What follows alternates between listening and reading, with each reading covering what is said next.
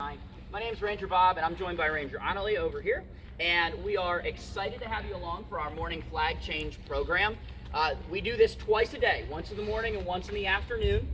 As you can see, we already have a flag at the top of the pole. Sometimes that confuses visitors. They come up with a very inquisitive look on their face, and they go, "Did we miss it?" We say, "Did you miss what?" And they say, "There's already a flag up there. We were here for the flag change." And that's actually part of what I wanted to talk to you all about, is why there is a flag up there and why it was actually up there overnight and why we're going to do what we're about to work together as a team to do. And to do that, we need to break things down a little bit. Now, I will admit, I have the privilege of being one of the summer seasonals here. In real life, I'm a high school history teacher. And I'm actually in my last week of my summer playtime here at Fort McHenery. But I learned a long time ago that these programs are way cooler if they're interactive. So I'm going to ask you guys some questions. Go ahead and feel free to shout out answers. I just have one request. Please don't do this when you want to answer. That's for 2 weeks from now, not right now. Okay, so this is kind of a free-flowing conversation. I'm going to tell you a little bit about the story, a little bit of the significance of what we're going to do, and then we'll actually bring you guys out here. You're going to help us recreate the historic moment that makes us famous. All right, so when I welcomed you all, I welcomed you to our full government name, Fort McHenery National Monument and Historic Shrine. Did anybody notice that it takes an entire visitor center to put our name up?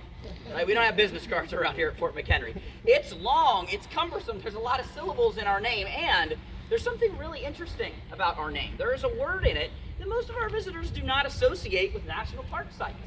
When you guys walked in and took the family selfie in front of it today, and don't lie, we know some of you did it, what word kind of struck you as a little out of place for an NPS site? Shrine. Hey, they did that in unison. It's almost like the coffee might have kicked in already. Good, that's good to know. You guys tipped me off that you're awake. Excellent. All right, so yeah, shrine. That word is seems a little out of place for a National Park Service unit. There are currently, as of right now, 433 units in the National Park Service. Everything from big old Yellowstone and Grand Canyon all the way down to smaller sites like Fort McHenery and even the tiniest little house museum that you may have visited along the way. 433, that's a lot. We're nationwide. We actually really go outside of the continental United States. We're all over the place. How many of them do you think have the title Historic Shrine? 433 is a lot. Oh, see, now I scared y'all off. Shouldn't have warned them. Remember, nice and loud and don't raise your hand. One. There's one. You guys are standing in it right now. Yeah. That's curious, isn't it? That we've got this honor of having this specialized name here at Fort McHenery. Let's dig a little deeper into that if we can. So, what makes us so special here at Fort McHenery? What makes us this historic shrine? Well, I will admit, as a seasonal, I'm kind of like the lowest rung of the ladder that you can be in the National Park Service. But somebody else, a little higher up the food chain, thought that we were really, really special too. Now, this happened before my time, way back in 1948. This guy named Harry S. Truman. Are some of you familiar with his work? Yeah? What was Harry S. Truman? President of the United States, right? Mm-hmm. He looked at Fort McHenery and he thought this place was really, really special to the American people too.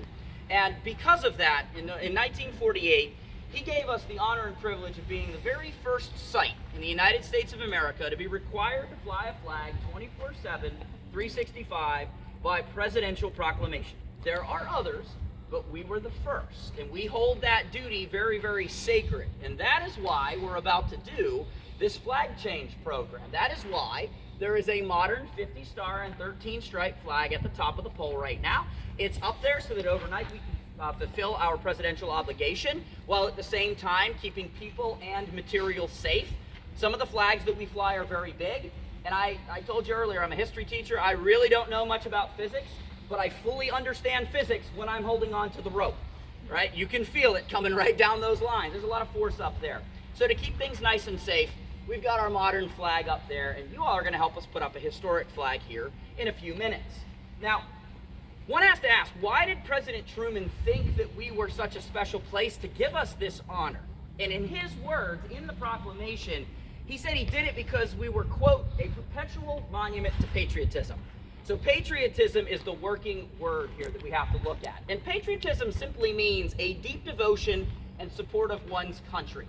So if we look at the history, if we look for evidence of devotion and support to the country in history, for our story here, it is just absolutely full of it. So I want to take you guys back a little bit farther in history, all the way back to 1814. We're about a year and a half into the War of 1812. And to be honest, it is not going very well for the United States of America. In June of 1812, we declare war on Great Britain, who was occupied fighting Napoleon over in Europe. And by the time we get to 1814, the British have figured out how to, with relatively few troops, keep the United States at bay and really start to aggravate the people here. In 1813, they came into the Chesapeake Bay and they blockaded it off. They realized you don't have to send a lot of troops and war supplies. All you have to do is hit Americans in their wallet. They don't like that, right? We don't like it today. They didn't like it back then. And back then, their main link economically to the rest of the world was the Chesapeake Bay. If you shut that off, all these farmers growing the tobacco and the cotton and the wheat and the corn, they can't get their market out to the rest of the world, and therefore they're going to start complaining to the government about stopping this war. And so all through 1813, they're harassing different towns and villages in the Chesapeake Bay region. And then in 1814, after the winter, they come back in full force and they start focusing on the western side of the bay, our side of the bay. And there's two really juicy targets for the British on the western side of the Chesapeake Bay. One of them happens to be about 40 miles off in that direction. What major city is 40 miles southwest of Baltimore? Washington, D.C. Washington, D.C. And in August of 1814, the British, like so many millions of American school children every year, they took a little field trip to the nation's capital. Only they didn't go there to learn, they went there to burn. You know the story. Excellent. Good. They went there for destruction. They marched some troops inland. There was a battle with local militia outside of the city at a place called Bladensburg. The British were able to dislodge the militiamen who kind of panicked at that point and then fled through the city. And then the British walked right in. And when they were there to retaliate for some things that the United States had done earlier in the war up in Canada, they decided to burn the public buildings. They burned the White House. They burned the Capitol, the Treasury, the Library of Congress. And if you were here in Baltimore, if we were standing here on August 24th, 1814, right around dusk, and we looked off you in could that see direction, the fires. we would have seen the glow from of here. the fires. The people of Baltimore were very aware of what was happening down there, even before the news was able to tell them. Now, put yourself in their shoes. Let's say that you're a citizen of Baltimore, and you're over there in town, you're looking down, and you know that your nation's capital is on fire. How are you guys feeling about that? What are some of the emotions that you're feeling? Panic, anxiety. You're scared. What else? You're angry. Maybe you're embarrassed. You feel a little bit ashamed. How could the enemy go into your nation's capital and have their way with it? So you're now faced with a question.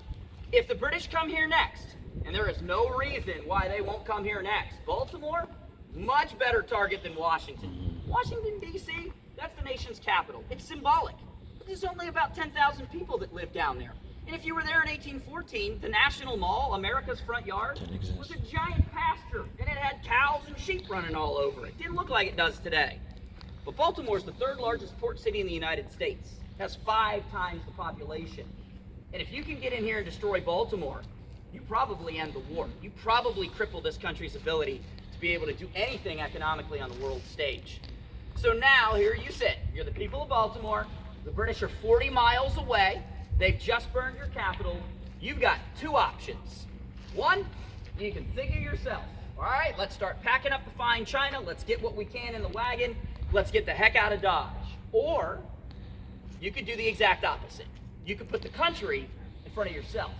And you could do everything in your power to try to stop the British from coming here and taking over. And many of the people of Baltimore choose to do just that. They sacrifice individual safety for the greater good of the country. And what they'll do over the course of the next 2.5 weeks is they will come together as a community really unlike anything America had seen until that point in time.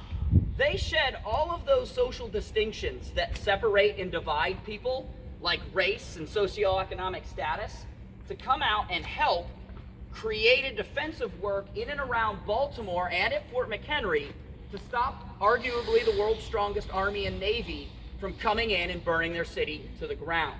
We have newspaper accounts of men and women, young and old, black and white, free, enslaved, indentured servants, immigrants, standing right next to each other, shoulder to shoulder, and working for the common defense of the country. They're digging earthworks to try to help militia soldiers be better protected. They're making positions for artillery to be able to be protected to fire at the British. They're rolling rounds of ammunition. They're bringing food supplies anywhere that they're needed. And for 2.5 weeks, they prepare. And then on September 12, 1814, all of that preparation is going to be put to the test because the British are going to land about 4,500 troops south of us, about 10 miles, at a place called North Point. It's on the peninsula over on the east that you guys could see as you walked up. If you looked across the water, the big gray ships over there, that's the peninsula. And they're going to proceed to try to take the city by land by marching up the peninsula and going in through the northeast. But our leaders here were smart, and they knew that that's really the only place that the British can land troops. It's deep enough down there. So that's where they do most of their focus and preparation. And by the time the British get halfway up that peninsula, there are Maryland militia that are standing there in their way. And unlike down at Washington, where the militia are relatively easily pushed aside and then they kind of panic and flee, the Maryland militia is tough. They are stubborn, right? This is home. This is Baltimore. And they're going to fight a pretty stubborn resistance. Eventually, they are going to get dislodged. But instead of panic and running, they're going to slowly withdraw to the next best defensive position.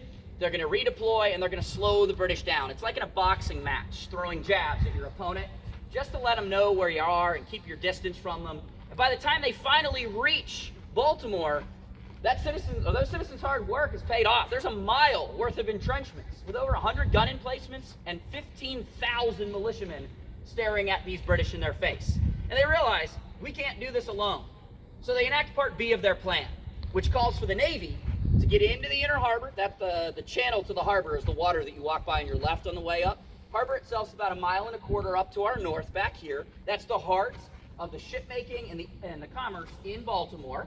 And if they can get into the harbor, then they can use the guns on the ships to fire on that American position, drive those troops away, and then the British infantry could go in and do what they want in the city of Baltimore. But there is a big problem standing in their way. And you're all sitting in it right now. Fort McHenery was designed for that very purpose, keep people out of the harbor. And so on the morning of September 13th, when the British infantry stopped northeast of the town, the British Navy is going to take its turn. They're going to open up a 25-hour bombardment on the spot where you are sitting right now. Over the course of those 25 hours, they are going to fire around 1,800 rounds of exploding ammunition. They're not trying to make the fort go away. They're trying to make the soldiers here go away. You don't have to level the fort if there's nobody to protect it. So they are firing literally bombs bursting in air overhead. They're meant to blow up about 100 feet up and rain shrapnel down on you. Absolutely terrifying. They're also firing Congreve rockets at us. Rockets Red Glare, if you've heard the song. And they're trying to get the militiamen and the army here to leave. So for the people in the fort, the choice is really simple. You have to stay. Now there's a lot of factors that play into the psychological makeup of these soldiers. One of the problems about Fort McHenery and its guns is that they can only fire 1.5 miles. But the British bomb ships, they can fire 2 miles. So literally, we're sitting ducks. One of the soldiers here said he felt like a pigeon with his legs tied together to be shot at. Couldn't go anywhere, but he also couldn't do anything about it. Couldn't fight back. Can't hit them. You just have to sit here and take it. And for 25 hours, there's an explosion happening here about every 40 seconds. For 25 straight hours. And they don't leave. They stay put. They get stubborn. They just find safe places to be. They ride out the storm. To make matters worse, for about 13 of those 25 hours, there's a terrific rainstorm happening back here. And these soldiers are using black powder. And black powder and water, they don't mix. If that black powder gets the slightest bit of moisture, it might not go off. And then you're standing here with a weapon that won't work. So imagine what those soldiers are going through. The most horrific experience of their lives, and they're absolutely miserable. But they don't go anywhere. They stay put. And by the next morning, the morning of September 14th, the British have realized they're not going to leave. There's not much that they can do other than withdraw their troops and go off to fight somewhere else. The problem is that they just stop firing. There's no traumatic moment at the end of this where everybody knows that the Americans have been victorious. The British just stop firing. And for people in Baltimore and witnesses around the area, this is really scary. Probably our most famous witness to this event is a guy named Francis Scott Key. You've heard of him too, right? Yeah. He's down there with the British fleet. He's been sent out to try to negotiate the release of a friend of his who had been taken prisoner. And while he's on board of the British headquarters ship, he hears their plans to attack Baltimore. It's not a really good idea to let somebody with the master plan go back into the city you're about to attack, right? So they hold him. He's not arrested. He's just not allowed to go anywhere, but he's got one heck of a view of this battle happening back here. And he is just sitting there on pins and needles all the way throughout. But at 7 o'clock in the morning on September 14th, he's now terrified because the British have stopped firing here, and he does not know why. Really, there's one of two things that could have happened back here. What could have stopped the British from firing? They ran out of bombs. They ran out of bombs and we win, right? Or I surrendered. maybe we surrendered, or maybe we left. And he can't tell from where he's sitting. Those citizens of Baltimore, they can't tell either. All they know is that throughout the night, they knew the fort was in American hands because they were shelling it. And now the shelling has stopped. So Key, who's standing there with 2 other Americans on board the ship, gets nervous. And he starts asking them questions. Osei, can you see by the dawn's early light what's so proudly we held at the twilight's last gleaming? Could you see the flag we could see last night? Because I can't see it now. Why does he want to see the flag so bad?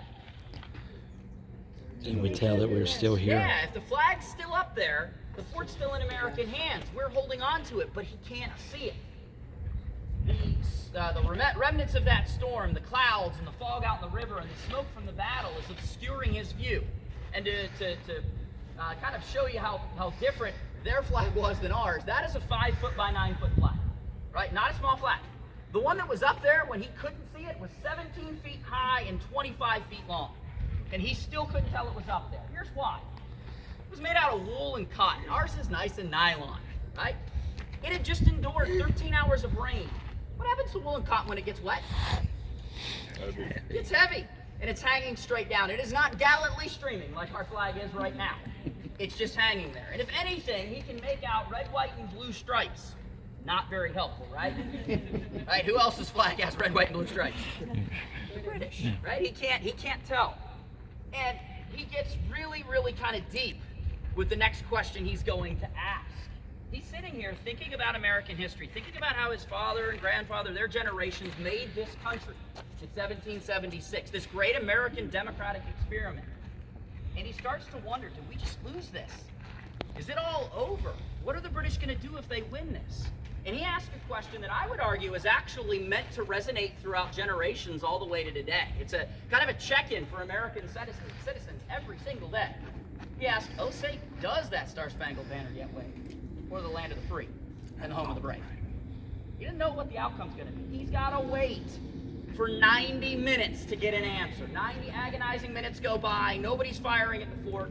The major in charge here, George Armistead, is going to realize that his men have gone through a horrific ordeal, and he needs to mentally get them prepared in case the British are getting ready to make a landing. They might be sending infantry in here. How do you do that with soldiers? You put them in routine. That's why you drill them so much. And every day at 9 o'clock in the morning, they did the same thing on this parade ground behind me. What do you think they did at 9 in the morning? They raised the flag. So he is going to have the fife and drum corps ordered out here. He's going to have a signal gun fired from bastion number 5 right down at the British to get everybody's attention. And he's going to have the 17 by 25 foot soaking wet storm flag brought down. And in its place is going to go the 30 by 42 foot Star-Spangled Banner. Okay? 30 feet high, 42 feet long. Shouldn't be able to miss that one out the river, right? While it's going up, the band is going to be playing one of the most popular songs in America at the time. Does anybody know what it would be? Don't say the Star-Spangled Banner. We're literally writing that as this flag is going up. You all sang it in elementary school. I know My country, 'tis of thee. Good one, but not it. Yankee Doodle. Yankee Doodle. They're playing Yankee Doodle back here, and that flag is going to hit the top of the pole, and Key is going to see it. And in the second verse of the song, his question marks turn to exclamation points. He says, when it got to the top of the pole, it unfurled. And for the first time, he had his answer. He said, and now it catches the gleam of the morning's first beam. In full glory reflected, it shines in the stream. 'Tis the Star-Spangled Banner, oh long may it wave, o'er the land of the free and the home of the brave. It's now a victory song with exclamation points in it. And he knows that the city of Baltimore has done what seemingly looked impossible. They've defeated the British Army. A lot of cities had seen the British Navy and Army show up, but they hadn't had the satisfaction of watching them turn and leave because of that, he is so inspired that he starts to write out a song. By the time he gets back into Baltimore after the British have released him 2 days later, he's got 4 verses written out and set to a tune. He takes that to a friend of his who's a publisher, and the publisher looks at it and says, I think you've got something here, but I don't like the title. The title is not going to work. Now, originally, the song was not called the Star Spangled Banner. Does anybody know what it was called? Defense of Fort The McHenery. Defense of Fort McHenery, right? I think we can admit that's not going to get a lot of clicks on YouTube, right? So he convinces them to name it after the thing that he has written about, the subject of the song. And very quickly, it's printed. Within 2 weeks, it is sung for the first time publicly over in Baltimore. Within 2 months, it has reached all 18 states in the then United States. That's saying something without social media, getting it across the country at that time period. And what it does, nobody could have predicted. Key's song takes the meaning of the flag at the top of the pole and completely transforms it. Had you asked those soldiers that were sent out here to get prepared for the British attack after the burning of Washington what that flag meant to them, they would tell you it means the federal government owns whatever's below it. But today, if I ask you all, what does that flag mean to you, you're going to tell me a much different answer, aren't you? What are you going to tell me? What are the things that you think of when you see that flag? My country. My country? Freedom? Freedom. I heard something. I think. Bravery? Liberty? I mean, the list goes on and on, right? People get emotional about that flag. We've had people in the movie, we've had people up here get goosebumps, they get teary-eyed, some are just completely sobbing because of what that flag means. And the song inadvertently puts the meaning into the flag. Americans start looking at it, listening to the song, thinking about the collective effort of the city of Baltimore, not just the soldiers, but the people of Baltimore themselves. And they said, those people put the country ahead of themselves. And all of a sudden, they start looking at the United States of America as a singular rather than a plural. And they start to consider themselves Americans for the very first time. That flag has meaning, and they feel like it represents them in some way.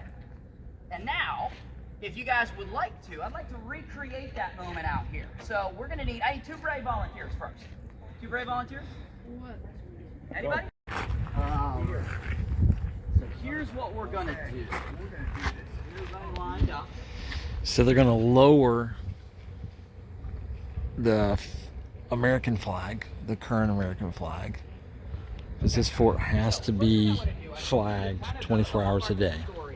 Is that Americans came together and worked as a team to complete this very unseemingly incomparable task.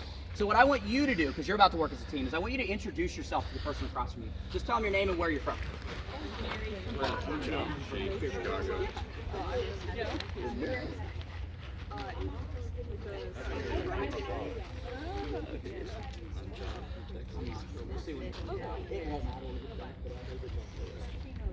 All right, we've all made a friend? All right, good. Now here comes the test. Can we work together? So what we're going to do is we're going to take our replica flag, and I'm going to have my 2 line leaders put your hands on each side. You guys are going to hand it down, and we're going to work as a team to hand this thing all the way down until we run out of flag. Just be careful with it, right? Because we don't want it to do what? Drop. We don't want it to touch the ground. If it does, don't freak out. No accidents happen. You don't mean for anything bad with it. But use 2 hands, work it all the way down, communicate with each other. This is really a team effort. Trust me. And I'm going to hold on to the end for right now. So if you guys want to go ahead and get started, we'll start handing it off to the next people down. You guys are probably going to have to come closer. There you go. And if the flag isn't long enough for everybody, don't panic. Because when we open this up, there's going to be 14 feet down there that are unattended and 14 feet up here that are unattended. They're coming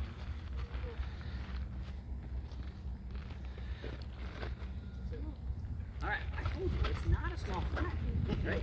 Okay, so everybody on this side, everybody over here, see my hand? All right, you guys are going to take your left hand, and you're going to grab a hold of the very top layer of the flag, just that top layer, and you're going to use your right hand to hold the rest of the flag, okay? You're going to hand your left hand over to your partner across the way, and they're going to grab it, okay? Perfect. Now, everybody over here, in a second, don't do it until I tell you to. You're going to take the rest of this flag, you're just going to reach up to your left hand and grab it, and we're going to slowly start walking backwards. Take a minute to turn around and look down by your feet.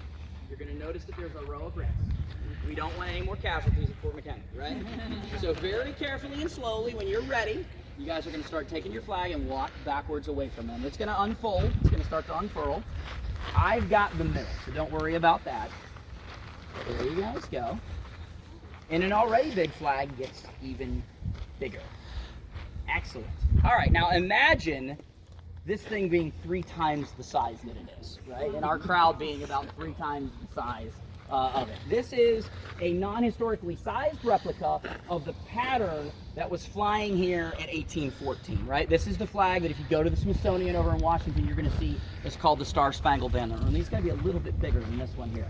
Now, while we're hooking this up, let's take a real quick look at the flag itself. It has a lot of similarities to our modern day flag, right? What are some similarities you guys see? Stripes, stars, Blue field. colors, right? It looks, you could almost confuse this from an American flag at a distance today, right? When it gets up on the pole and it's flapping, it's hard to tell sometimes. But there are some very important differences in this version of the flag. What are they? The star pattern. There's 15 stars, right? So we'll start there. There's 15 stars. What does that tell us about the country in 1814? 15 states. Except Congress was behind on updating the flag. There were 15 when in 1794 when they passed the law that created this. But by the time we get to the War of 1812, there's actually 3 states that are fighting for the Union that are not represented on this flag. So our 2 that were added after the 13 original states. Does anybody know what they are? Who's 14 and 15? Maple syrup. Vermont. And then fried chicken. Kentucky. Down in the end there, right? Now, if I'm pointing at these stripes, something else is off about this flag too, right? There's 15 stripes. The initial plan was that when you came in as a new state, you got a star and a stripe. But then the country tripled in size with the Louisiana Purchase, and the federal government said, it's a good idea, right? However, if we keep going, this thing's going to get pretty out of control. Do yourself a favor later on today, Google a 50-stripe American flag and just let your eyes trip out, because that's what's going to happen. At that point in 1818, after the war is over, they decided to make a change that has remained ever since. They took away the 2 extra stripes. This is the only time there's more than 13 stripes on an American flag, and there have been 27 official versions, and they go back to 13. Why do they go to 13? Original colonies. Right, and then the stars represent what? The states. So when you look at our flag up there, it's actually telling you a story. It's telling you our origin story and where we are now. And we can update it. It's amendable, right? There's one other difference on this flag. It's a subtle one. Square. It's a little bit more square. That's because of those extra stripes. But it has something to do with this area over here, the field. And what's in it.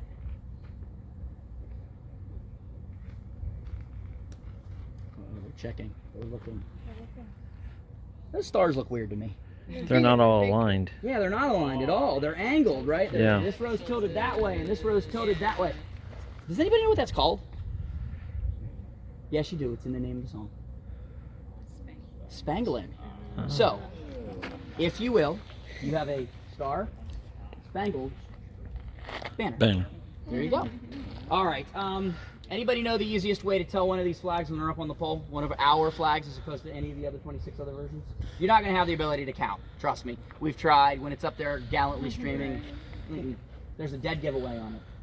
This stripe right here. It's the only one that's going to be red, right under the blue field. So when you look, y'all went and looked. You didn't believe me. Trust issues. Trust issues. All right. So we're going to get this thing to the top of the pole. And here's the deal. Whenever you start to feel the tug, I'm going to count us down. When you start to feel the tug, please let the flag go so that Ranger Annalie and I can maneuver it and do what we need to with it. If you hold on to it, that means I've got to take it and you to the top of the pole. And I don't know about you, but I skip every day at the gym. I don't think I can get you up there. So please do me a little bit of a favor. When you feel the pressure, just let it go. It's gonna go right up. It's probably gonna flop that way a little bit. So what I'd ask is you all just sort of peel back so that you can get the best view possible. Okay? All right, any questions before we do the thing? Nope. All right, one last one for you. I told you that there was a song that was playing whenever the flag went up on September 14th, 1814. What was it? Yankee Doodle Dandy. So if any of you are so inclined to help us recreate that, we're not going to stop you. All right, back line, you guys ready? All right, here we go. On three. 1, 2, 3. Yankee Doodle went to love, riding on a pony. When it's happening, macaroni. Yankee Doodle went to Yankee Doodle Dandy.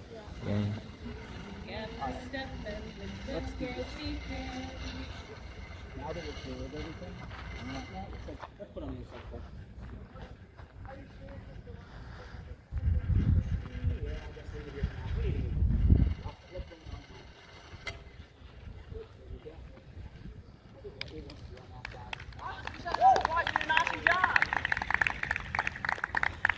So that's the flag raising ceremony. Couple of advertisements for you here. Any open door that you see in the fort is an exhibit that you can go into. Just be mindful we do have a little bit of restoration work happening there. Don't Thank you very much. Thank you. access anything out around it. And then these gentlemen are lowering the American flag that was posted there first. At 11:15, Ranger Annalie is doing a program called Defenders, the Defenders of Fort McHenery Through the Ages, where she's going to